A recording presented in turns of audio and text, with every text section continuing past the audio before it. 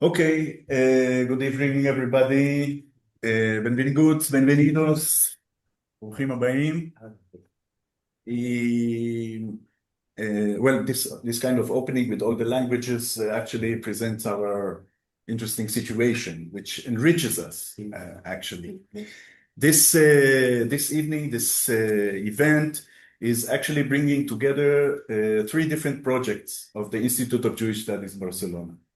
One of them is the ZMAN EMET group, which is it's a kind of space for discussion regarding the current events in Israel, in the world, in the Jewish world. It's a group of study, and the study who needs to lead to a kind of action, kind of reaction to the situation, and we are in the middle of this situation. And this project of ZMAN EMET is also with our beloved partners, J. Cole Barcelona, and also the Barcelona Jewish Film Festival. They are also participating in this group.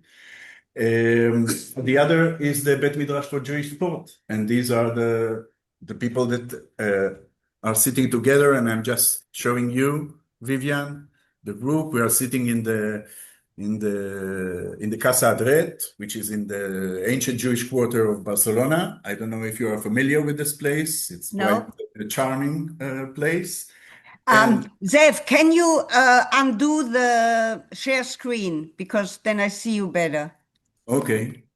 And the third project of the Institute of Jewish Studies is the Cathedra Ben Adret for Contemporary Jewish Thought.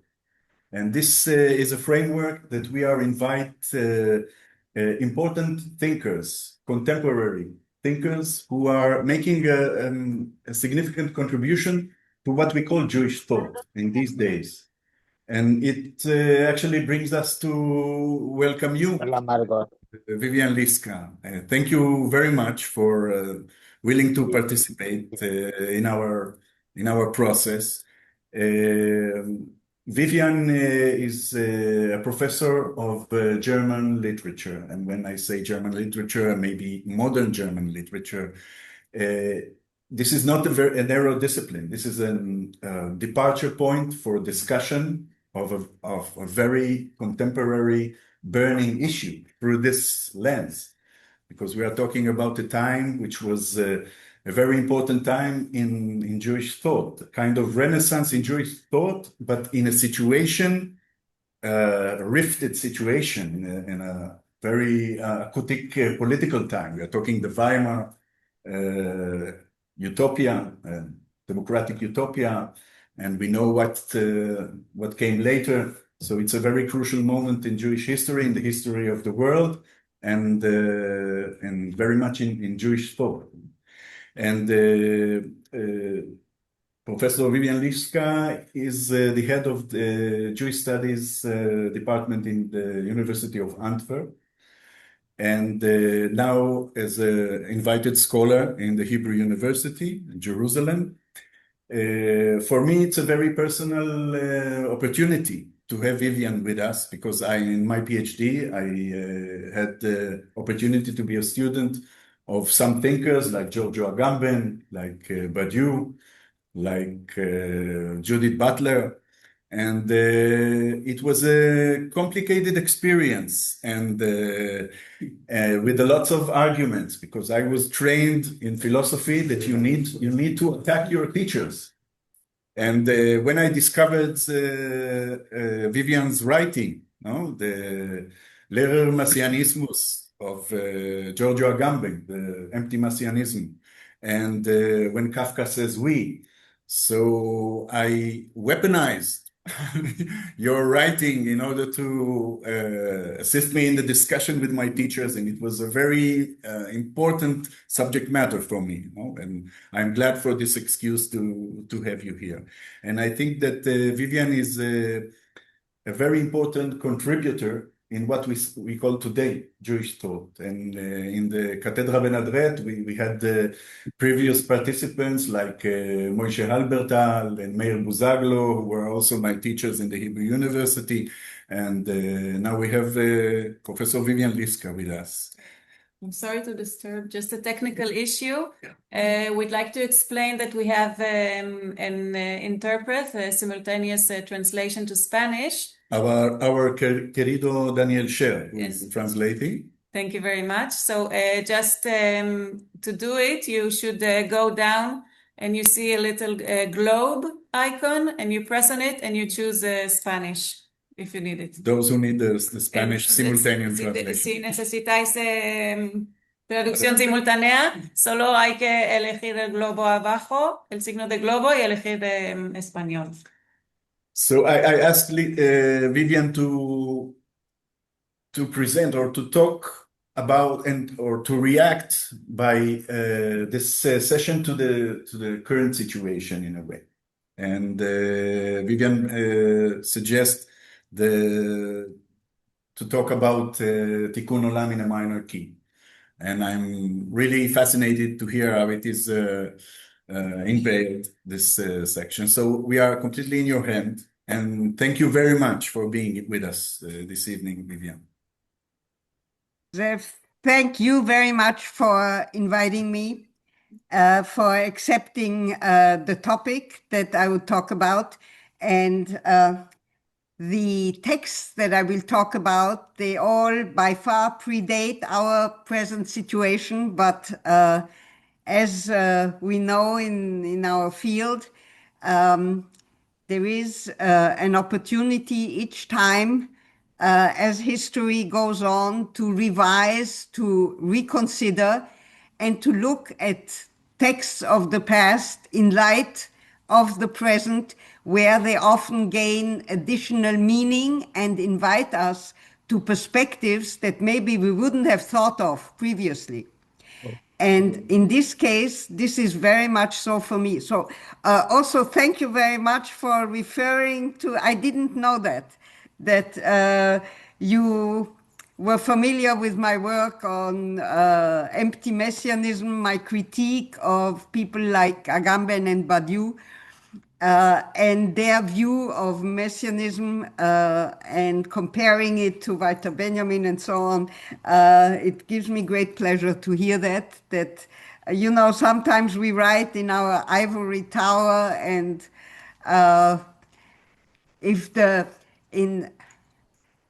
in critical theory, it is the Flaschenpost, the message in a bottle that we throw into the sea, and when we hear that it arrives at some island and unexpected. It reaches places. So really, thank you very much for that. And in some ways, I will talk about messianism as well today, but in a very different light from my work on Agamben, because I believe that indeed the present situation invites us to think about this topic in other ways.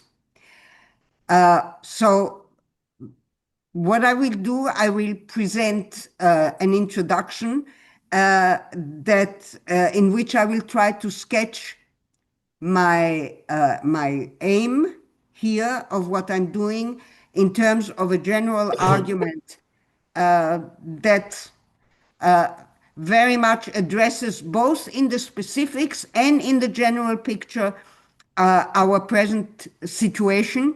And then I will go, so I'm, as you said, I'm first of all a scholar of literature, but also literature where it touches on philosophy, and particularly in the German Jewish context. I'm preoccupied primarily, so my corpus is German Jewish literature and thought, and specifically the intersection between the two. So some of my examples will be philosophical, other examples will be literary, but what they will have in common is the argument. So they will all be illustrations of my argument. Now, I will maybe I want to contextualize in what way I think that this argument is crucial, in particular and in general, for our situation. In particular, messianism has had a bad press. In the current situation concerning Israel, very often when one talks about the really bad guys in Israel, so they're, for the more, I live in Belgium, so Israel as a whole has a bad press, but the particularly bad guys are the messianic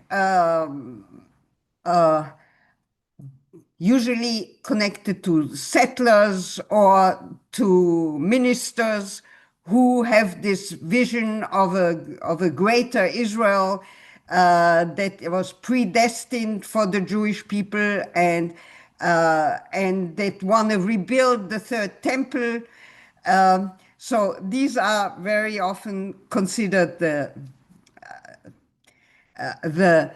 core of what drives present day Israeli extreme right, colonialism, particularism, chosenness that is not only oblivious but destructive of others, etc. So messianism is not exactly unlike, as you said, the Weimar Republic, but also in the 20th century in general. Messianism was a major topic in, from Hermann Cohen to, of course, Walter Benjamin and Buber and so on. So Gershom Scholem, and there was indeed a political utopia that was behind that, an idea of precisely repairing a world that was, beyond, that seemed beyond repair. So invoking the Messiah was a kind of ultimate, human beings can no longer repair anything because the situation is so terrible. So therefore, and this is problematic to invoke this other thinker who said something similar, but it is only a Messiah that can save us. So we need some external transcendental force that would come and save us because the situation is so dismal. Now, you can see that there are two sides of messianism that are in the one, the example I wanted to give is there is an echo when I say only a Messiah can save us. The echo that it has is on Heidegger's Nur ein Gott kann uns retten. In his last Spiegel interview, Heidegger said that the world is so terrible that we need a God. Only a God can save us. But this would go too far to bring these two together. What I mainly want to say is that in the period that you mentioned, so in the Weimar Republic and into the 20th century, messianism had a positive political ring, whereas today it really is associated with the worst. So I will not use the term messianism so much, but the idea of redemption. So even in terms of redemption, the idea of redemption allows me to make more nuances and bring maybe less the full theological baggage in. My title, Tikkun Olam in a minor key. Tikkun Olam is the idea in the Jewish tradition of repairing the world. Now, the nuance I want to bring in is that there are very many ways of thinking of repairing the world. And yes, if we talk about the present situation, there is definitely a need to repair. But maybe we don't necessarily want to go to uh, yeah, to a reconstruction of the world as a whole. But I want to think of this idea of redemption in what I call a minor key. And this will be very different in each one of the examples that I will bring. But I think that it will become clear in what way this is a way of thinking redemption that precisely undoes the claims about, the messianic as it is being presented in the context of Israeli politics, mainly from the outside. Because I must say that I don't think one has to go so far to the messianic thinkers to have problems with certain statements that are being made there by some politicians of the extreme right. But okay, Tikkun Olam in a minor key is something that I have found predominant in many thinkers and writers in the 20th century. Now, I will start still in my introduction with one of the German thinkers that is maybe the most associated with messianism in a larger picture. Of course, one finds it, as I said, in figures like Gershom Scholem, but they are maybe less known worldwide and not only in Jewish circles than the figure of Walter Benjamin.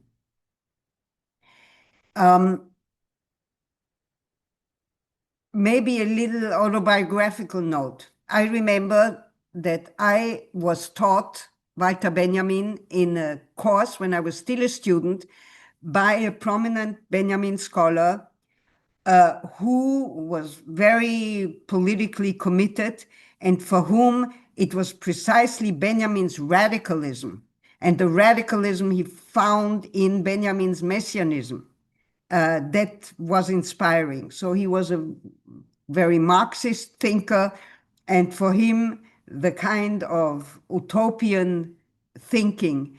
So messianism was basically a form of Marxism. And he used to invoke the terms immer radikal, niemals konsequent.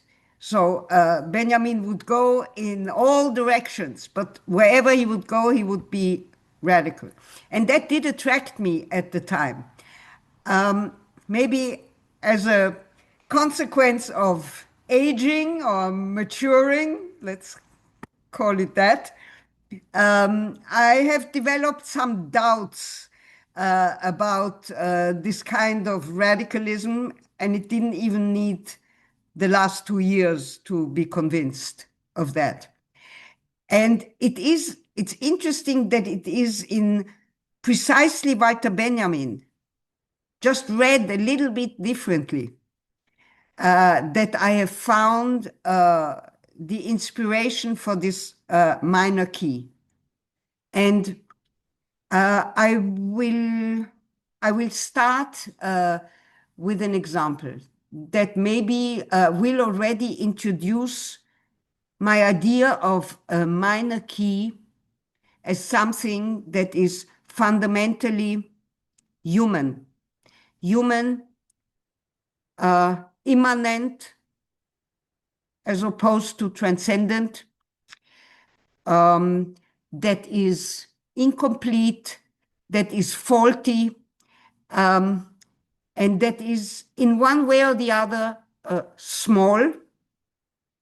And I will start with one of the most famous texts that is very often not read carefully, because you will see I have very short texts. All the texts I will discuss are short, and so it is my favorite activity. I am close reading little texts.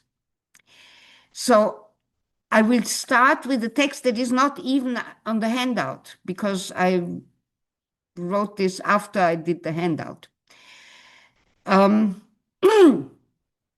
Many of you we know Walter Benjamin's most famous thesis. It's the 9th thesis on the concept of history, generally called the angel of history.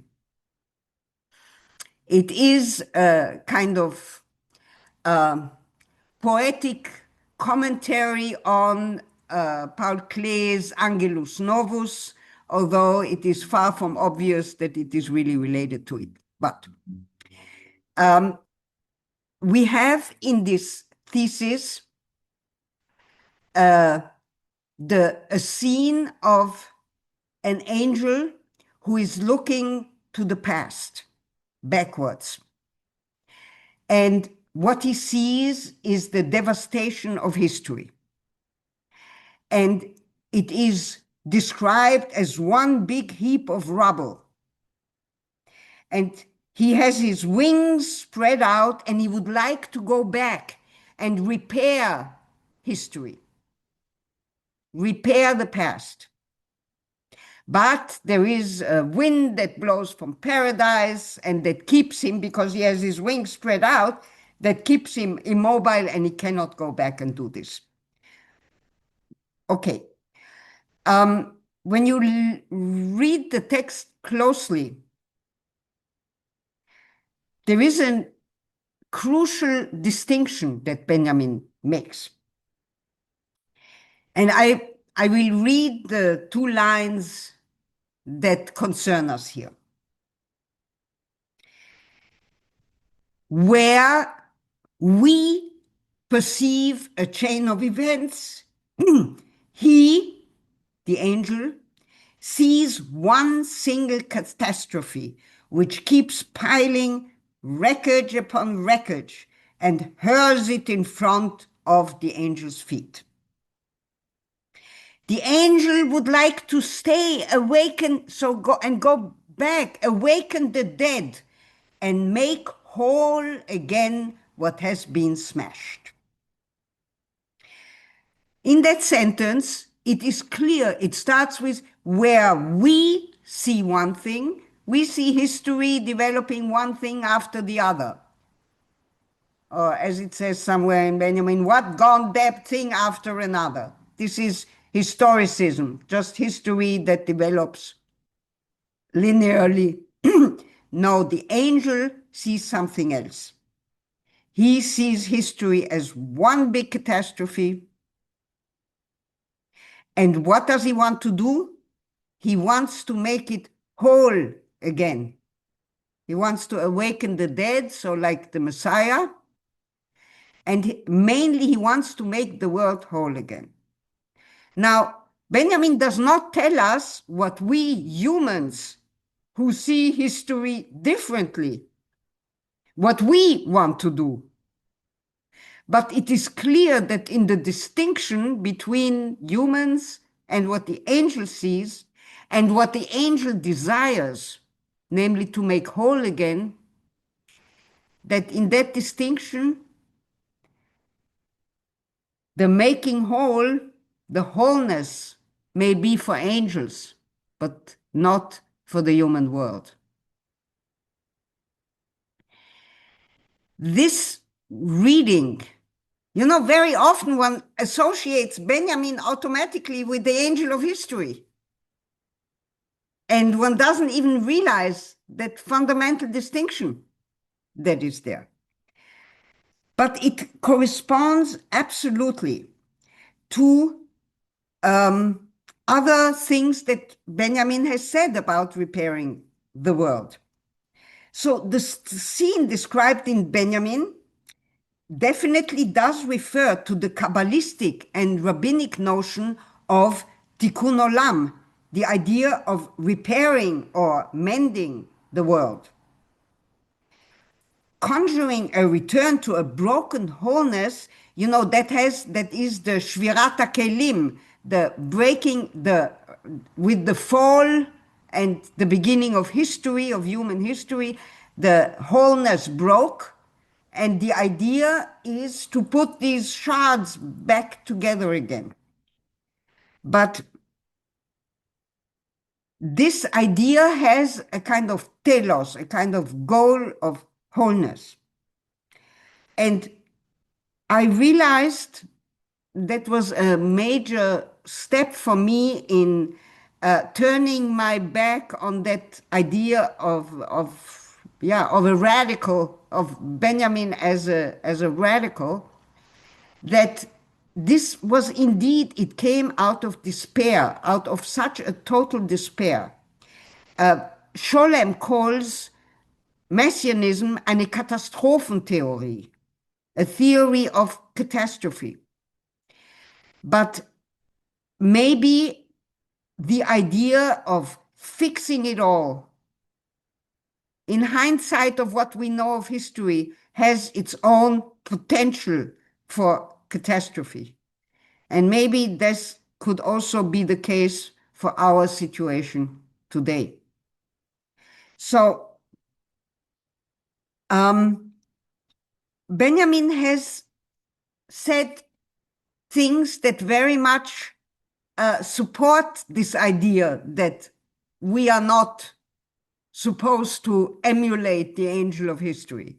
For example, when he talks about, so he invokes, he says, according to a wise rabbi, but that was really, Gershom Scholem writes in his own memoirs that he was that rabbi. Benjamin writes, but I think Benjamin needed an authority there, so he preferred to call it a wise rabbi who said that. Wird der Messias die Welt nur ein geringes zurechtstellen? The Messiah will only displace, only shift the world ever so slightly.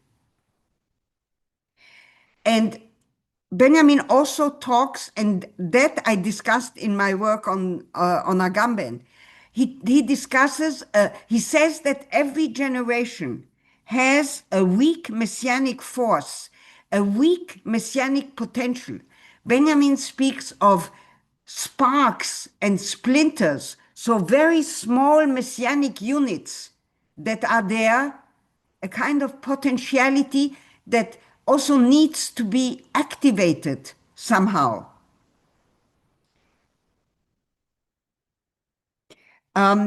Yes, somebody asked to share the screen.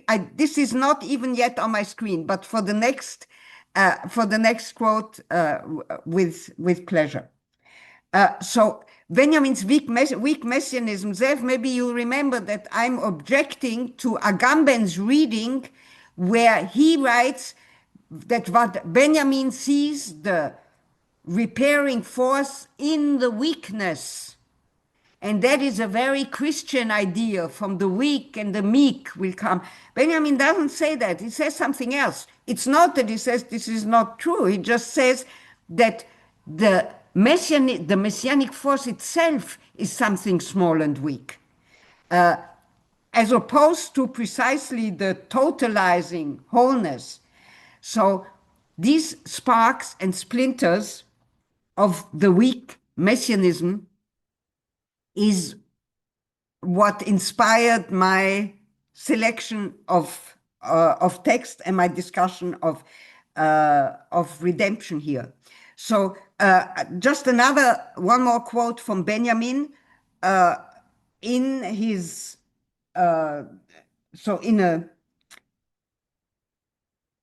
in a correspondence with Scholem, he writes that the world to come will be as it is now, just a little different.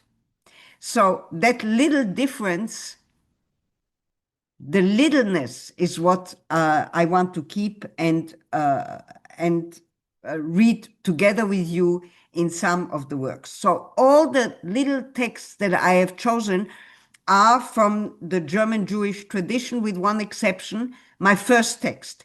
And my first text is also disturbs the chronology. Afterwards, I will become more chronological, but here I will start with a little well-known scene from Yehuda Amichai. Maybe some of you know this text because it is kind of canonical in Israel, but it is also a text that is very often not read in its detail. So here, just go up. It's the first of my quotes. Yes. So this is a kind of miniature from Israeli literature. And it's something that tells us that some important insights can spring from the poetic imagination more than from some kind of political, philosophical conceptualization. And I think that this little scene is precisely doing that. So it is a scene. It's part, there is a poem going in front. What concerns us are these few lines. It is a scene where a group of tourists is around a guide, a tourist guide. And the tourist guide points at a man and he says, "Do you see that man over there with the baskets? To the right of his head is an arch from the Roman times, a little to the right of his head." So a very banal scene of tourists. One of the men there overhears these words and he murmurs, but wait a minute, he's moving. This man is moving. And this little text concludes with a momentous insight.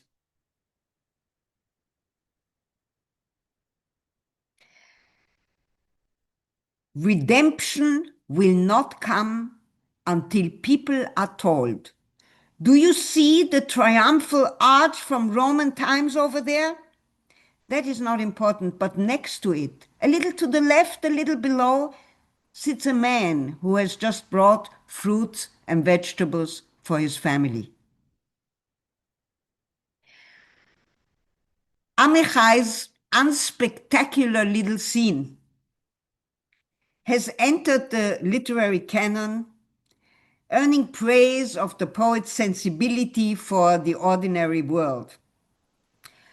For some, these lines go, you can turn off the share screen, because I prefer to see your faces. This is really almost a banal scene, and yet for some this indicates not just a little shift in focus, but also a big comment about how Amichai envisions where the state of Israel should go, where a nation should go. Not to the heroic arc, not to the Triumphbogen, but just shifting it a little bit. Now, to the man with the baskets who just brought fruits and vegetables. Now, what does it mean when that man objects and he said, "Oh, but this man is moving"? First of all, that he's alive, unlike the Roman arch. And that he's moving, and like history is moving, and circumstances are moving, and that the very idea of what that arch represents, and what it is, changes with history. It was one thing when it was built, and it was another thing through the centuries, and it is another thing today. So it is both, a tourist site, but it is also not par hasard. It's not only accidentally an arc of triumph. So that idea that the man is moving suggests that we have to adapt our understanding of the past, and the message that such heroic moments in history might convey to our moving circumstances, including our present. So that is one thing. Now, Why did I bring this in here in relation to Tikkun Olam? It is only when I started working on this topic that I realized that, first of all, it starts with, the scene is situated near Jerusalem's city walls and mentions David, the ancestor of the Messiah. And it is explicitly aimed at a vision of redemption, because it says redemption will only come when. Now, Amichai is considered a very secular writer. And I never noticed that Amichai has a very big claim there. He actually goes to, to something that is of the vocabulary of Tikkun Olam, a messianic vocabulary. Redemption will only come. But you see what I mean by the minor key? It will come through the shift from the Ark of Triumph to the man sitting there with his baskets of fruits and vegetables. So far, my first example. You're muted. Zev, you're muted. I just want to mention that Amichai he could be considered as a secular prophet in a way. And also he's part of the Jewish German culture, no?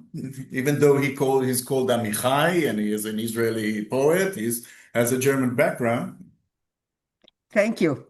Very important indeed. So he's part of the family that I'm discussing here.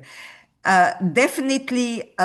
So it is worth reflecting on that. Maybe in our discussion we can do that. How come that this is so prevalent in the German Jewish tradition? And I think that, maybe it's just for now enough to invoke Wagner as a foil. So it is maybe precisely in the cultural context of Wagnerian Germanness that the low key is presented as an alternative. Well, I don't want to interrupt, but you can interrupt. I love it. The thing you are saying also invoke like the Schiller and the Heine discussion when Schiller presents the Oda of Joy and Heine is presenting the Chund, no? Okay, absolutely, absolutely. Alle Menschen werden Brüder. Speaking of wholeness, all humans will be brothers. Okay, there you go with a big utopia. Yeah. Okay. My next example, and I will skip you can put on the share screen. I will skip. There is a wonderful little text, and I'm tempted to do it, but I know that it will take too much time. Here, you see the near-death experience. Maybe I will tell you a little bit about it. I can't resist. This is not so much an issue of redemption. That's why I leave it out. It is even in some ways bigger because it is an issue of revelation. What happened on Sinai?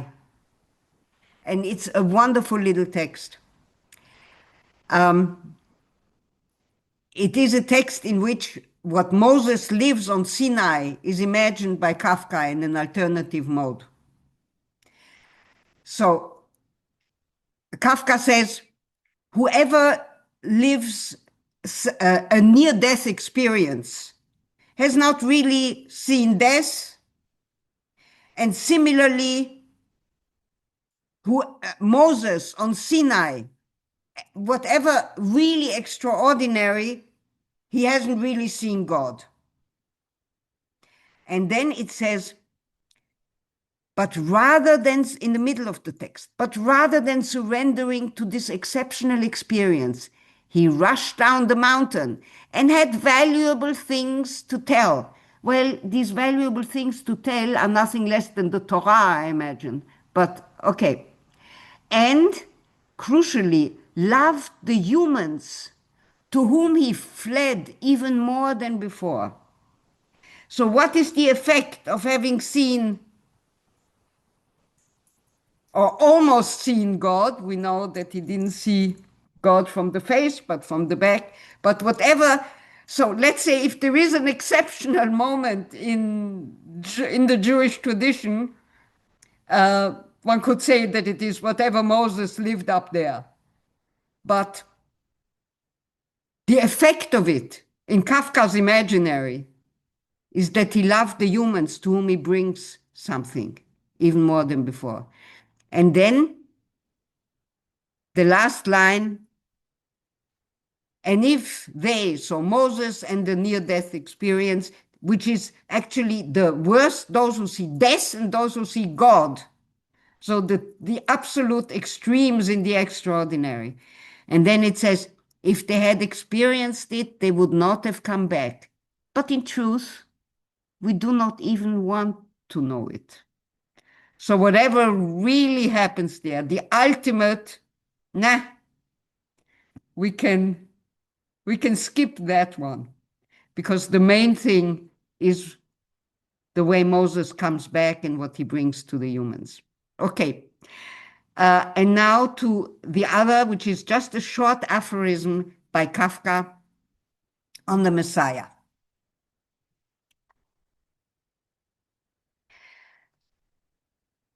I read it in German, it's so short that I can do the German and the English. Der Messias wird erst kommen, wenn nicht mehr nötig sein wird. Er wird erst nach seiner Ankunft kommen. Er wird nicht am letzten Tag kommen, sondern am allerletzten.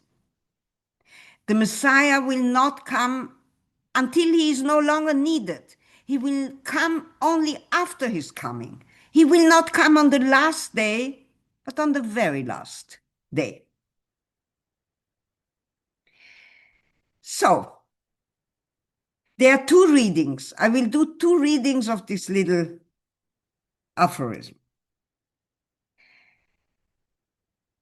The distinction between the last day and the very last day is actually, it seems to me, only permissible in literature.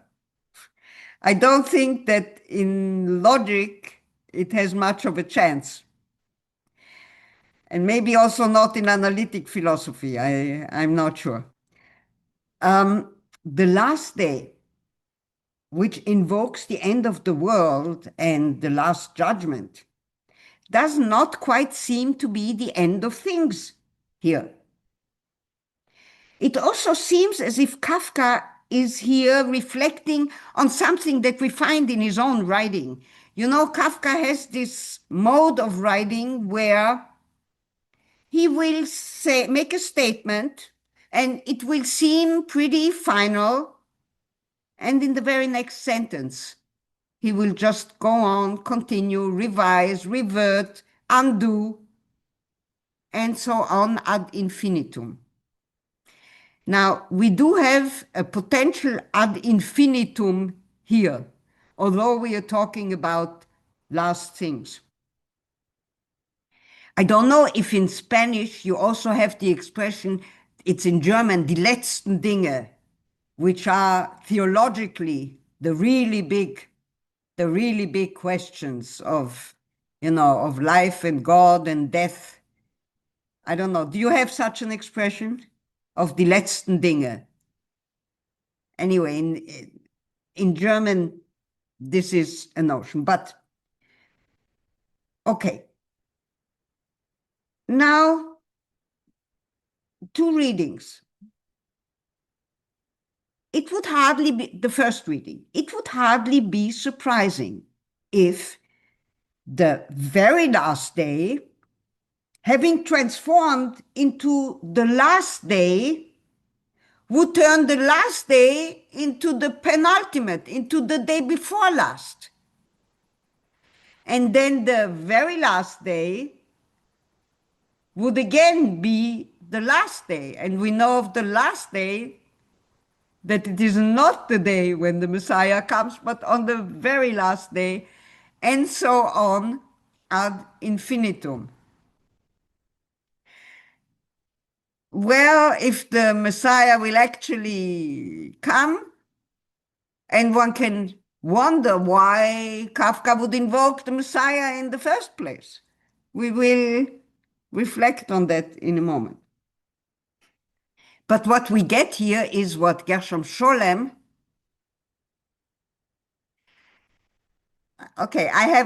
what Gershom Scholem talks about this as Leben im Aufschub. It is a permanent deferral.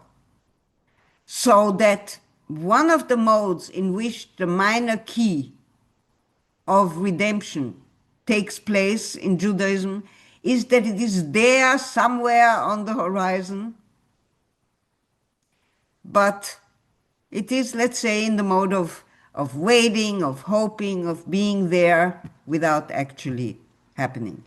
Now, I got, I think from Daniela, hi, in the chat, that it is beyond repair. But Kafka, I can see, look, I can see it's an important objection. Altogether, the question, we can discuss it afterwards. Am I making redemption so small in my low key that it doesn't really save us? It is, we will definitely discuss it. But here in this text, Kafka says, when it will be no longer necessary. So you will see in the handout that he will come when he's no longer necessary.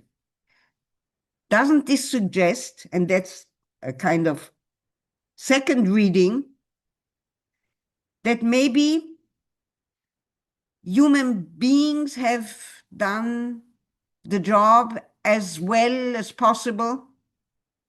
For sure, not completely, because that's not part of the human world, but not so that one actually still needs einen Gott, der uns rettet, that we still need the Messiah to come and save us, which is in some ways a very Jewish thing as well. Definitely the idea that the human being is invited to participate in the repair of the world. And that it is not something that one expects as a kind of grace coming from above. Now, the question, why does Kafka invoke the Messiah altogether? Why does he need him? Maybe because without the Messiah, the whole train of thought would not exist. Not only the very last day, but even the last day. And because the unfinished, the incomplete, with all its expectations and fears, but also its contingency, its sense of possibility, can only remain open in this way. Not only for the last things, die letzten Dinge, but for the things before last. For the things before last, where there is always one more day when anything is possible. So far, my second example. And Daniela, I would say it is an example for hope. But maybe talking about the present situation, there is one way of thinking this, politically, of warding off the dangers of the big redemption, but also of the little hope. My next example, and I will skip Hannah Arendt, although it's an interesting example because it's unexpected that Arendt should be there, but it will be a poem by Paul Celan. And speaking of hope, it's not exactly the place you would expect to find one. Paul Celan, I just say good evening to my husband who just walked in. Hi. So, Paul Celan, the poet of the Holocaust, probably not only in the German tradition, and in the German Jewish tradition, but worldwide recognized as one of the great poets of the second part of the 20th century. It is not evident to find in Paul Celan even a reference to repair, to redemption. He was one of those most adamant, most insisting on the absolute catastrophe of the Holocaust, of the interruption, of the destruction in terms of poetics, in terms of literature, in terms of culture, in terms of humanity as such. Yet he was the figure who brought Theodor Adorno, about whom we will also speak soon. He's the figure who brought Theodor Adorno to revise his judgment that one cannot write poetry after Auschwitz. And I will read the poem in German. In English, you see that it has lost the layout of a poem, but it doesn't matter. And I see that time is going fast, so I will condense my propos. Nicht an meinen Lippen so, it's called, very important, it's called Kristall. Crystal. Nicht an meinen Lippen suche deinen Mund, nicht vorm Tor den Fremdling, nicht im Aug der Träne. 7 Nächte höher wandert Rot zu Rot, 7 Herzen tiefer pocht die Hand ans Tor, 7 Rosen später rauscht der Brunnen. That's the poem. Now, we are talking here about Tikkun Olam in a minor key, about the incomplete and the imperfect. A crystal is the absolute perfection. It is the most perfect shape. And yet, what do we find in the poem? 3 times something is negated. In the first, it is a kiss of union. Not on my lips, look for your mouth. Not vor dem Tor den Fremdling, the stranger, not in front of the door. And not in the eye, the tear. Now, this image comes up very often in Celan of the possibility of mourning. And for Celan, the possibility of mourning in poetry, the possibility of finding the words to mourn the Shoah. This was a big topic in Germany after the war. The Mitscherlichs have written about the Unfähigkeit zu trauern, the inability to mourn. For Celan, this means the possibility to write poetry and to find the right words for it. So with that challenge, Adorno challenge that one cannot write poetry after the Holocaust, the hope, the desire to do it and to do it right. So what does the second stanza here tell us? 7 nights higher, red will go to red. So things will come together. When? 7 nights higher. And then we had in the second verse, we had the stranger in front of the door, and then we have 7 hearts lower. The hand knocks on the door. So these two, what is the 7? It is, of course, a reference to the Weltenshabbat, to the 7th of completion. The idea that the Messiah will come on the Shabbat, and that when he will come, there will be a Shabbat on earth.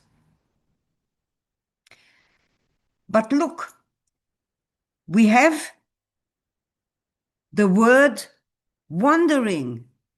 It still wanders. What's going to happen 7 nights later? It doesn't say red will reach red. It's still on the way, even 7 nights later. And what do we have with the hearts?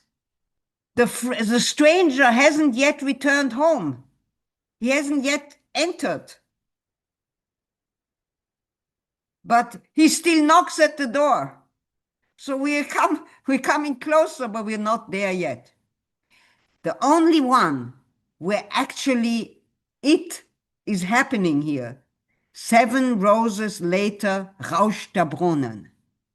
In English, this is very hard, and I don't know, in Spanish probably also, to translate it in its full German meaning, because this is the poetic metaphor in Romanticism. Das Rauschen des Brunnens, where the water wells up. And that is the poet's dream, that his words will come like the natural water, life-giving water, that will be the poetic flow. So eventually, 7 Rosen später, 7 roses later, what will happen will be that he will find the words for the morning, because you see that this corresponds to that there is no tear in the eye. There is no morning possible. And the dream is that there will be water for the morning. So, but you see how incomplete this is in every way possible. And yet, 7, Sheva, is Shaveh, complete, full. But that fullness is just as much contradicted as the crystal of the perfect form that is the title of this poem. And now I come to the end, and maybe you can go down to the Adorno piece. I will not read it. I will just tell you about it and make a little comment, and I will end there, and I hope to have a discussion with you about this. This is the last text of Theodor Adorno's collection of little texts, Minima Moralia. And it's called To the End, Zum Ende. And those of you who know Adorno, Adorno was a radically dialectic thinker whom Hannah Arendt didn't like particularly.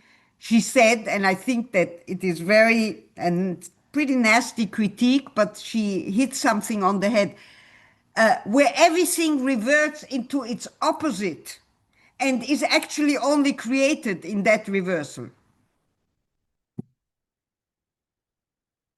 Nice, somebody found this in Spanish. So, Theodor Adorno writes Zum Ende. And it is a text where I will only point out the kind of radical and totalizing language that he uses, with the one exception that I want to point out that makes him become part of our family and the closing note. The only philosophy which would still be accountable in the face of despair would be the attempt to consider all things as they would be portrayed from the standpoint of redemption. Now, even just at the surface level, I would tend to disagree. Is it really what we have to do in despair to look at the world as it is from the standpoint of a redeemed world? And you can see that, so I will just point out these words, the only philosophy, and then all else exhausts itself. So he talks, everything has to, will be shown how distorted it is in the face of the messianic light. To win such perspective without caprice or violence, wholly by the feel for the, and then comes fully into view.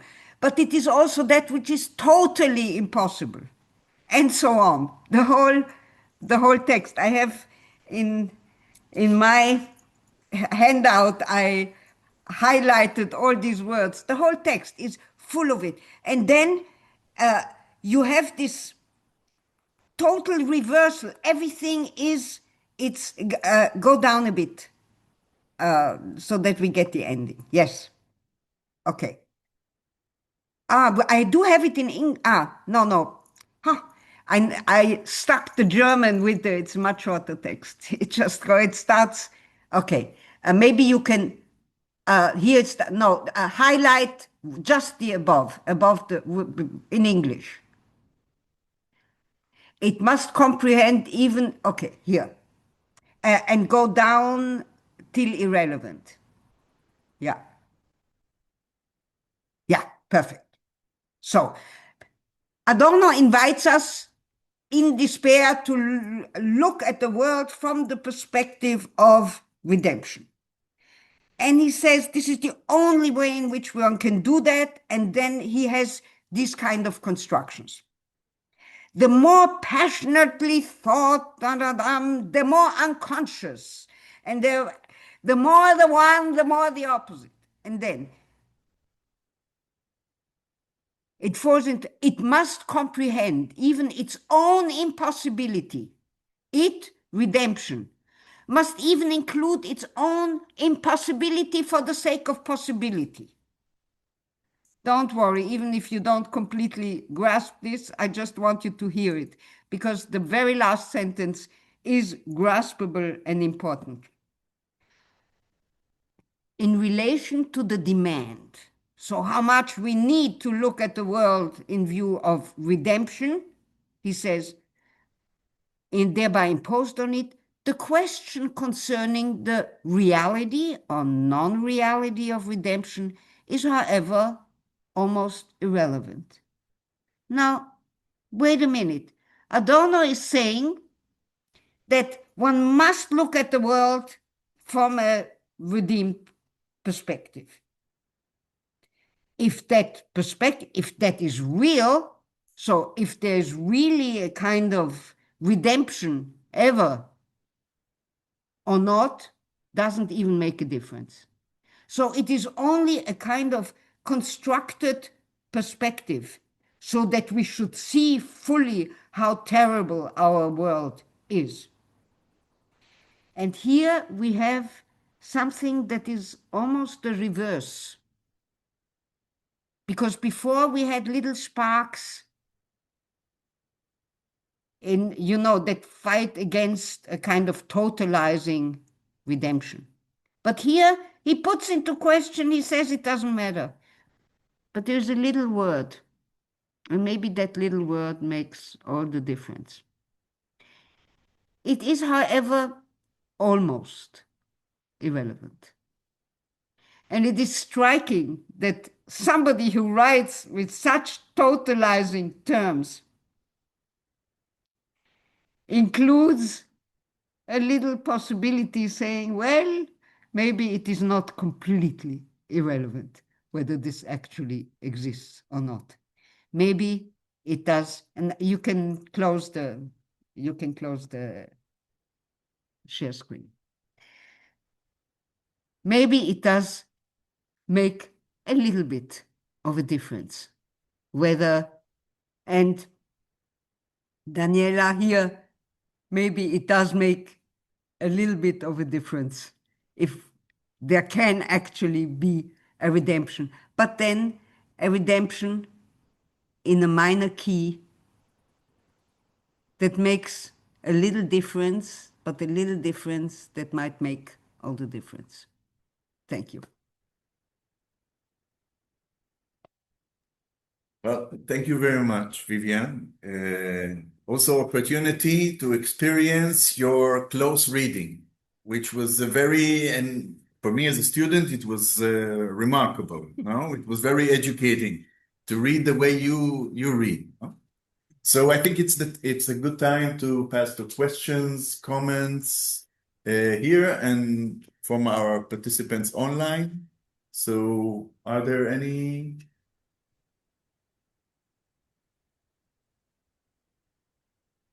Questions, reactions?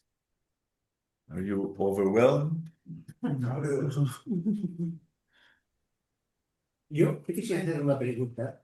Sí. Sí, pero- Sí. Okay. Well, now we will address the translation issue. Sí, no, No, it's okay. eso es un- okay. Eso Yeah. es un- and Daniel will translate, and Vivian will be able to hear his translation. Okay.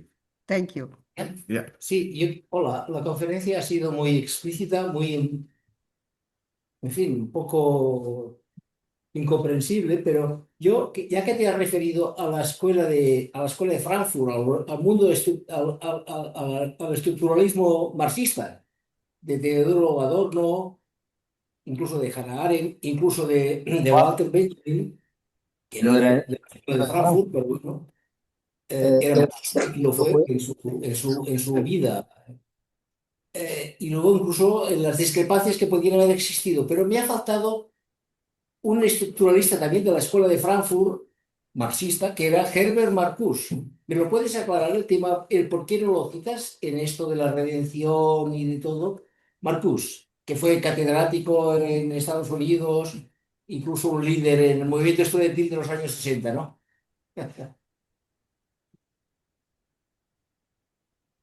Nada más, y gracias. No hay traductor, ¿no? ¿Cómo está? Did you manage to hear The the translation? translation? No, the sound was a bit too far, so. Okay, I didn't. maybe. But maybe you then- can. I'm sorry, excuse Condense me, it, yes. Vivian, have you picked the English channel for the Oh. interpretation? No, You didn't, yes, that's the problem. Okay, you need to pick but the question basically, yes, I see it. okay, so pick So I it, click English. right? When someone is asking in Spanish, I think basically the question was, where is Herbert Marcuse in all this? Yes. Claro, es una pequeña aclaración. Yeah. I'm grateful for the suggestion, and I have to close read his text in view of this question. So I will certainly do that. Thanks for bringing it up. I have the sense that there are many thinkers in this tradition who have that element, but you see, in Adorno, I had to look very close because almost his entire text goes in the opposite direction. So it's not self-evident, but I am certainly interested in the Frankfurter Schule and the extent to which it is there, because the closer it comes to radical thinking, in a way, the more interesting it is. Okay, thank you. Other comments, questions? Daniela? Yes. Good evening, and thank you very much, Vivian. I love very much your enthusiastic manner of transmission. My English is Thank not you. perfect No, it's fine. at all. I can say the same things you said with the same enthusiastic manner, but the inverse meaning. Well, I don't believe in redemption. I don't believe in repair. And I think that if you really say it like that, there is the minor key. This is the minor key, not to have the big hope of transformation or metamorphosis of the human being or society, because this is really an ideal which is not of the human gender. Well, you choose your references as you think it, of course. But as you didn't speak of Marcuse and you did not speak of Freud, I'm a psychoanalyst, and I suggest to read sometimes a little Freud, which says that human being was not born to be happy. That's a reality which we have to accept. Only if we accept that any change depends of any one of us individually, not the Messiah will come, but the change is inside every one of us. That's my opinion. Well, perhaps you are a Messiah in this moment with this injection of hope. But well, if we accept that human is imperfect totally, it is a big path to accept something which can change many things better than the big repair. This is the minor key. I hope you understand me. Thank you very much. First of all, I don't know if you noticed, but when I read you closely, you said the human being is incomplete totally. Bueno, totally. You said the word totally. Totalitarian So I caught is you. now human, yes. Okay, yes. Yeah. Okay. Totally incomplete, but yes. yes. Okay. I think that in Freud, we have another version of this, because there are two ways of reading Freud. On the one hand, Freud certainly says that, you know, we are, yeah, we will not be, you know, fully. In German, there's a very strong word that comes from that period. Das unrettbare Ich. We are unsalvageable. One cannot fully save us. But Freud nevertheless believed, wo es war, soll ich werden.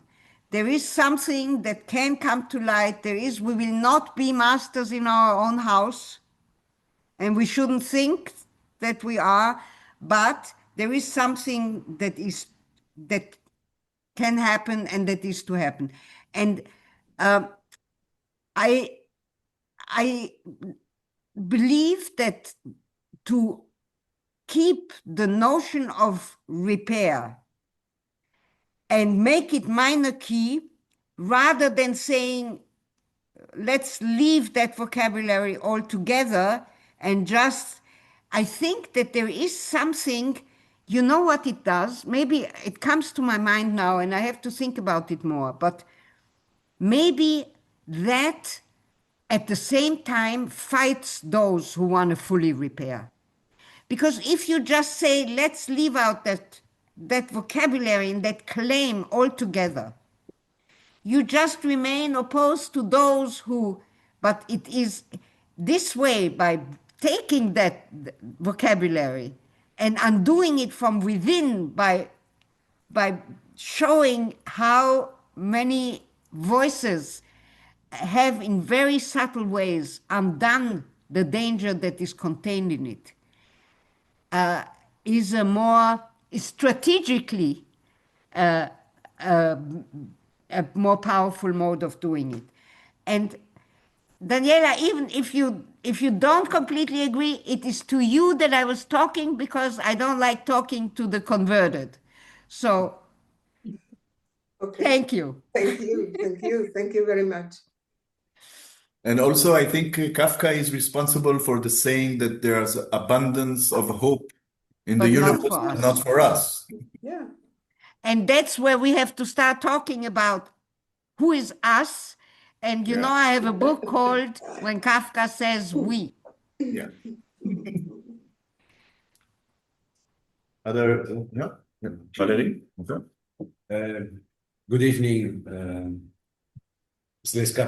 It's been great. It's been great hearing you and all the items that you presented. I would suggest, maybe I'm wrong, but that's why I want to ask you directly. I would suggest that in the context of the Weimar Republic, where things accelerated so much in terms of devaluing the presence of a democratic state or a new form of state being constructed at the time, and this devaluation and the acceleration, and also the pressure on the different groups that intervened in the conflict. The way I looked at your minor key concept, could it be an antidote to an accelerated decisionism in political theory and political practice, in the sense that decisionism is something that it wasn't seen when happening, in my view. The materialization of decisionism came not only in 1938, not only in 1933. It was ongoing. It looked like it had the roots in the way democracy was understood as a democracy, as a state, as a sovereign state. Thus, minarchy could be an antidote. If so, could political theory stem from it? Thank you. This is an excellent question, and I have worked on it. I have worked on it, and I've thought about it in the recent events. I've worked on it in relation to Carl Schmitt, of course, and in juxtaposing several Jewish thinkers to Carl Schmitt's decisionism. And I forgot what my paper is called. Something about deferral or procrastination in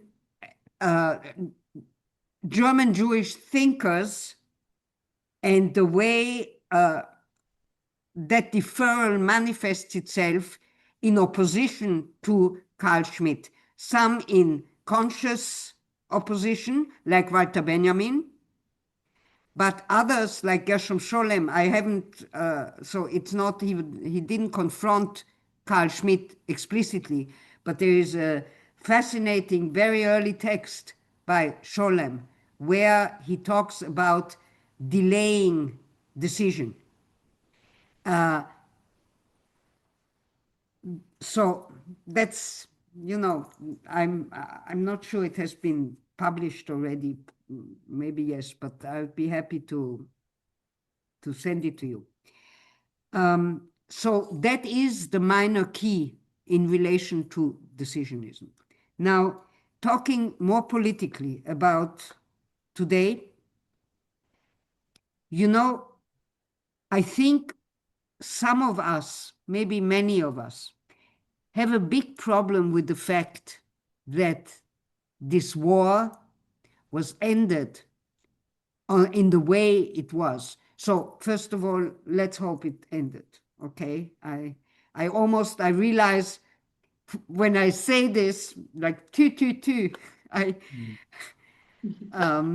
don't want to paint the devil, like even call up the devil, but for the moment, because for 2 years there were ongoing negotiations. And the opposite of Carl Schmitt's decisionism is negotiation. And democracy, at the core of democracy, is negotiation. And then there comes a ruthless, clownish sovereign. And he hits on the table and he said, "Kids, enough fighting. Stop it." And you know, Carl Schmitt, his idea of a decision, he discusses it in terms of eine Entscheidung aus dem Nichts, a decision coming from nothing, simply the position of power of the sovereign. And this is what brought the hostages back. This is what stopped the mass killing. And it's, how are we dealing with this? I mean, it is terrible. For me, I'm not taking back a word of my critique of Carl Schmitt and of decisionism. But I think it is something that we have to confront. I'm curious to hear what you have to say about this. Well, I was intending to launch a suggestion to you in terms of bringing the items that you have presented with the texts. And I have seen one of the videos of you in the conference where you talked about Kafka and the tale of the mouse being trapped at the end of a corridor where the buildings were higher and higher and higher, and the mouse at the end stops, no way to go. And the last sentence, which is so inspiring, but at the same time so mysterious, and it poses the need of maybe stopping, maybe thinking again, maybe going back, but certainly doing something. I mean, maybe You're right. Maybe you do not know what to do, but maybe doing something may mean not to kill, not to do anything more, not to wait for something or just stop things as they go, but the action is needed. And in that sense is where, in circumstances where thinking or political thinking in wider terms is needed. Yes. You said one time acting and one time thinking.